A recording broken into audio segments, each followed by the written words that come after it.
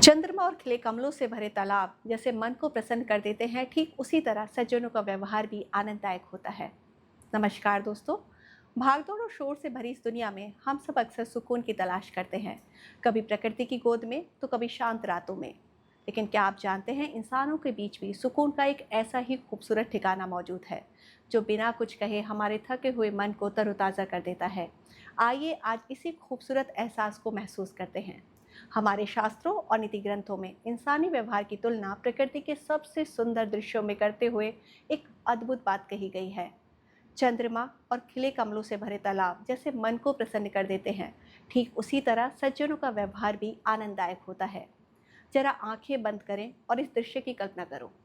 आकाश में चमकता हुआ शीतल शीतल चंद्रमा, जिसकी चांदनी चारों ओर बिखरी हुई है, और नीचे नीचे एक शांत जलाशय जिसमें खिले हुए कमल के फूल हवा में धीरे धीरे झूम रहे हैं। इस दृश्य को देखकर मन में जैसी असीम शांति और प्रसन्नता का एहसास होता है, ठीक वैसा ही एहसास तब होता है जब हम किसी सज्जन यानी कि अच्छे सच्चे और सुहृदय इंसान से मिलते हैं। सज्जन व्यक्तियों की संगति, उनकी मीठी वाणी, उनका निश्चल व्यवहार और उनकी सादगी किसी ठंडी चांदनी की तरह हमारे मन को सुकून पहुंचाती है। उनके पास बैठना खिले हुए कमलों के तालाब के पास बैठने जैसा होता है, जहाँ से सिर्फ सकारात्मकता की खुशबू आती है। दोस्तों, आज के समय में हर कोई आकर्षक दिखना चाहता है, लेकिन वास्तविक आकर्षण कपड़ों या चेहरे में नहीं बल्कि हमारे व्यवहार में होता है।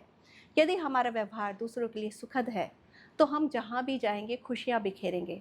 हमें भी कोशिश करनी चाहिए कि हमें दूसरों के जीवन में उस चांदनी और खिले हुए कमल की तरह बने, जो किसी के भी उदास मन को आनंद से भर दे। तो आज से ही अपने व्यवहार में थोड़ी सी शीतलता, थोड़ी सी विनम्रता लेकर आइए। आज का ये प्यारा सा विचार आपको कैसा लगा, हमें कमेंट्स के ज़रिए ज़रूर बताइएगा। सुनते रहिए, भीतर की शांति को महसूस करते रहिए। मिलते हैं अगले एपिसोड में। नमस्कार।